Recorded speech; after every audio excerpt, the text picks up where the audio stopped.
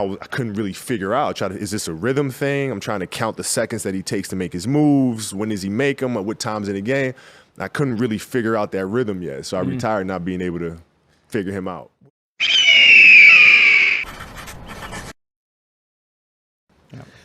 So I wanted to touch on the evolution of you as a teammate. In 2004, Phil Jackson writes the book. Yeah. And is like, Kobe's uncoachable. I'm still waiting on my royalties on that. Yeah, he says Kobe's uncoachable. What was your reaction in that moment when you see that, you read that, a guy that you have a relationship with, you had success with? I was frustrated by it.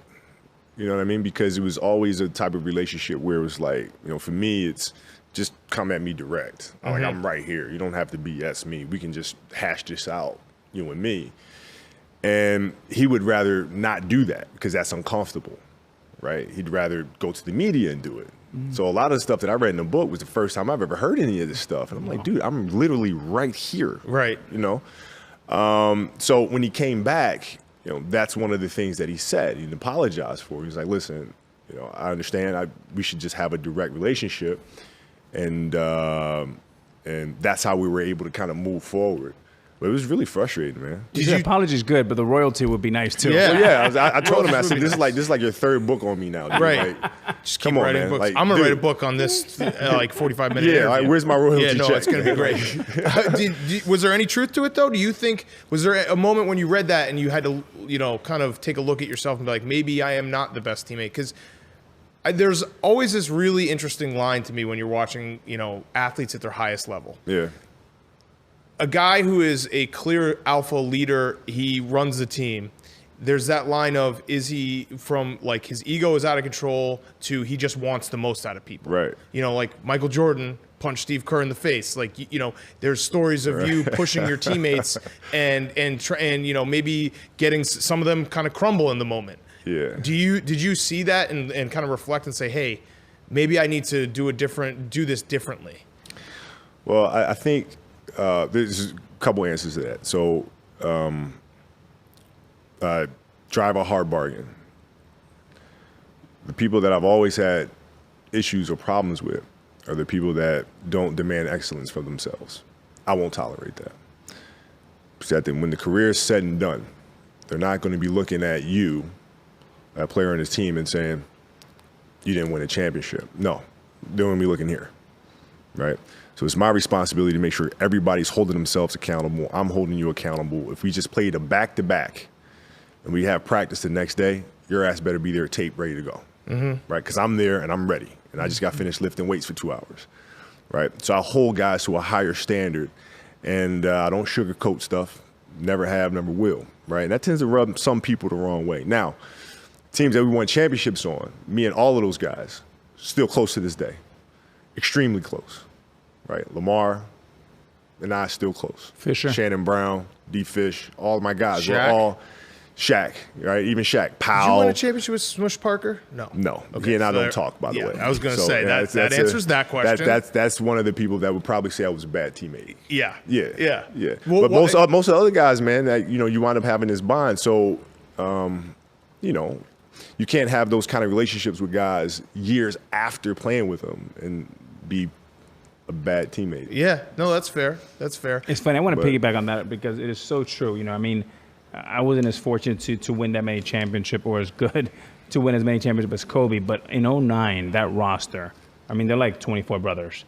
And to this day, if one of them texts me right back, within 5 minutes, I'm hitting them back. Because you build this incredible bond that only if you're one of the, in our case, 25, I think 12 in your case, is this bond that never goes away. And all of a sudden you become a good teammate. Yeah. You become nice, you become this. But it's a hard line between the best leaders are not always the most popular ones. And I think sometimes people have a hard time determining. They do. And I'll give you a story of the stuff that was frustrating. And the whole selfishness stuff and all that stuff was frustrating. Phil would come to me and say, there was a year there in 2003 where I had 40 points in 9 straight games. Right? Shaq was out. It was a toe thing. So Phil comes to me before the stretch and says, Kobe, we need you to take over the offense. I'm like, all right, cool. So that literally— Say no more. I got it. Fine. I got it. So that literally started the streak of 40 straight games, 40 points in 9 straight games. Shaq comes back from injury, and Phil goes, I still continue to do it, right? And then Phil calls me to his office, goes, hey, we're starting to lose the big fella. What do you mean? Well, he's not getting the attention. This 40-point streak is starting to kind of take away his fire to prove something, right? So I need you to start dialing it back. I'm like, what? He says, we're going to lose him, and we need him in June. Okay. All right. You have a game against the Clippers. I think I had like 38 or something like that. And I had a chance to score 40 again. It was a blowout game. I dumped the ball in the Shaq instead of shooting a wide open shot.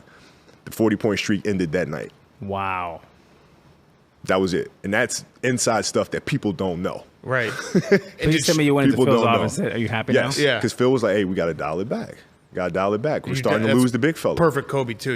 He's like, you got to dial it back. You're like, all right, I'll score 38 instead of 40. Well, I mean, this is the streak thing. It would have been 10 in a row. I would have broke a record. Right. Right. I would have broke the record. But instead, nah. What do you think? I mean, Great story. your relationship with Shaq, I feel like, is one of the most intriguing relationships in all of pro sports. Yeah. Were you guys ever at a point where you just wouldn't even speak? No, because we were very, very direct. Like I said before, I'm very straightforward, right? I don't care if you're 7'2" or 6'2". If I got an issue with you, I'm going to let you know. Mm-hmm. So no, because we're always speaking. Just sometimes it was more volatile than others. Right. But we're always speaking, always direct. Yeah. So, and when that all falls apart, I mean, what was your biggest, where would you say the biggest problem with your communication? Was it, Shaq not coming to it wasn't season in shape? Well, it's funny. When we sat down, we did the interview together.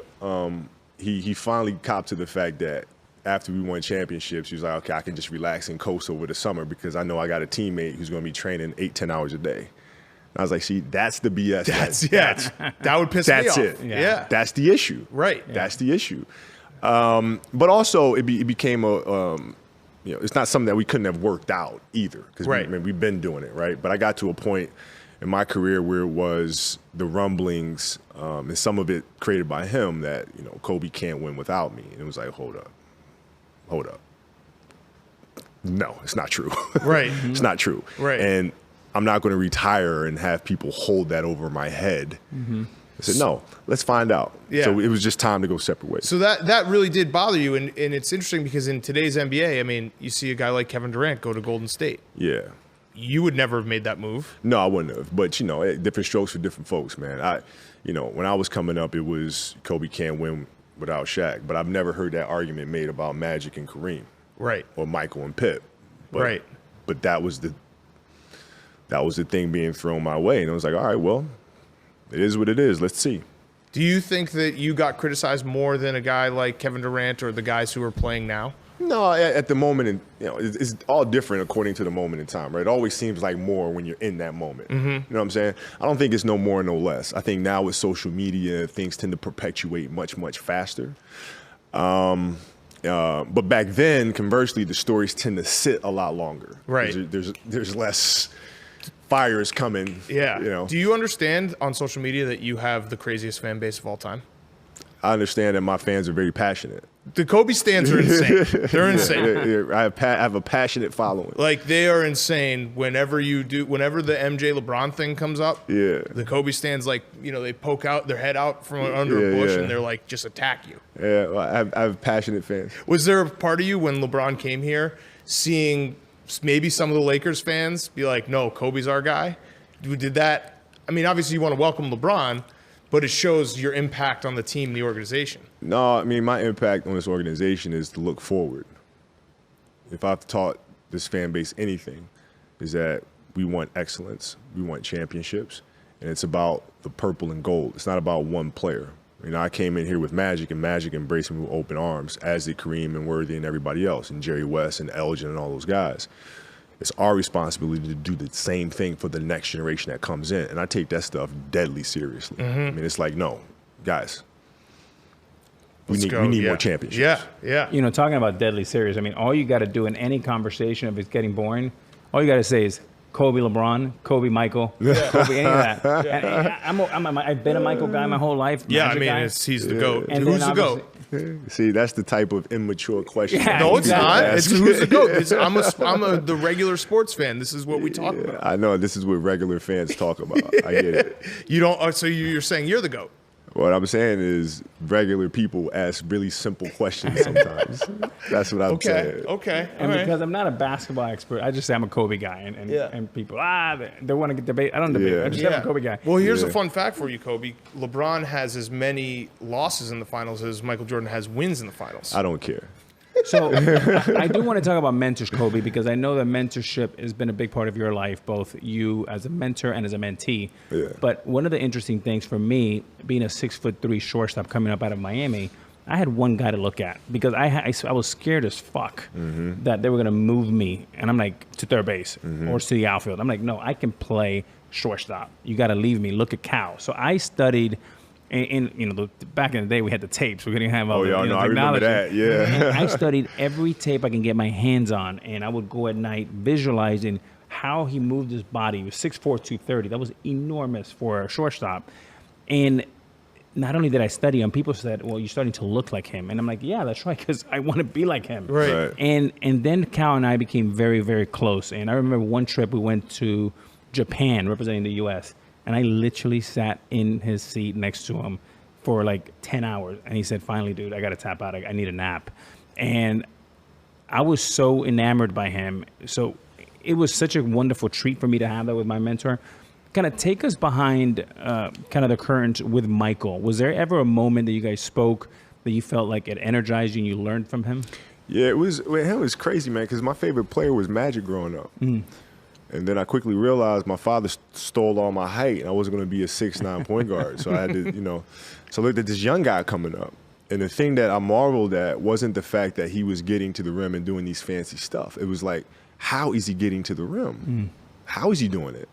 Right? You look at the footwork, you look at the fundamentals, you look at the spacing, the pacing, right? And all those little things, the angles. And that's what becomes fascinating. It's like, okay, how do I get there? Right, so I started studying all those basics. And then when I came to the league, the first time I played against him, I won his respect because it was like, this kid's not scared of me at all, right? And he saw a kindred spirit from that standpoint, and that started a relationship. And it became something where it was like, text him anytime, hits me right back, questions, hits me right back, and we're talking all the time. And in fact, we were just speaking the other day, in fact, because I was talking about, he hit me up, say happy Thanksgiving and stuff, and how's family doing, how the kids doing. He knows my middle child is playing basketball and stuff, right? So he's asking about it, how she's doing. And I said, she's good. And I said, at 12, I'm like having a hard time remembering what I was doing at basketball at 12. And I'm like, kids nowadays try to do too much. Like from a skill standpoint, they try to have them do all this fancy stuff versus like the basic stuff. And so I teach my kids the most basic stuff, and we just do it over and over. But I asked Mike, I said, what were you doing at 12? Do you remember what you were doing at basketball at 12? And he goes, dude, I was playing baseball.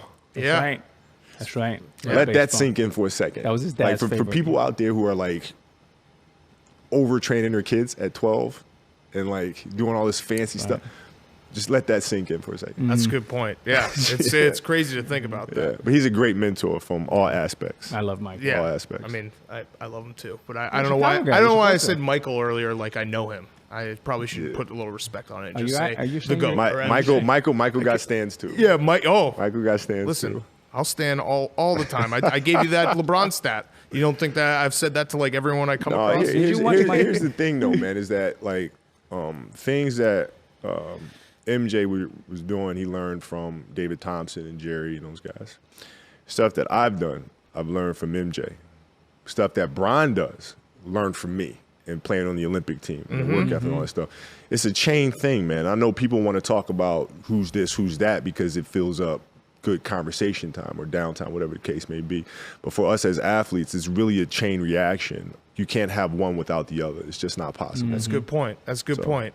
What did you see the Jimmy Butler stuff? He, obviously he demanded a trade. Yeah. He went and beat the starters with the third stringers. Yeah. And a lot of people were saying that's kind of a Kobe or MJ move where it's like he's pushing his team and saying, you need me.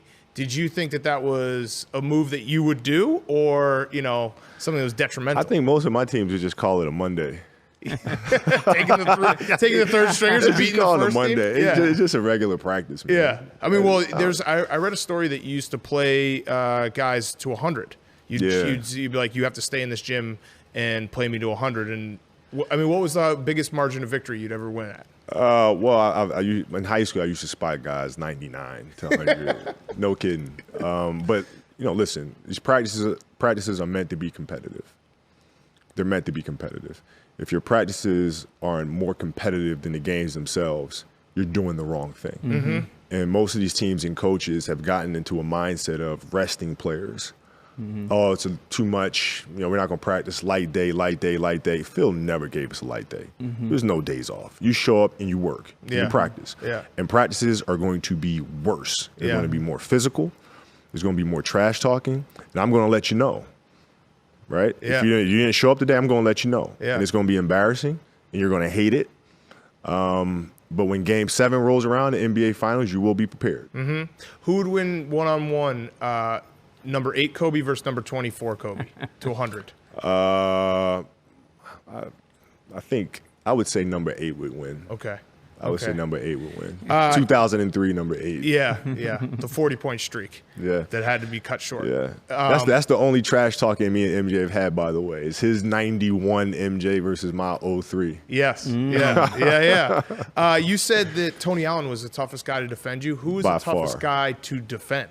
Kevin Durant.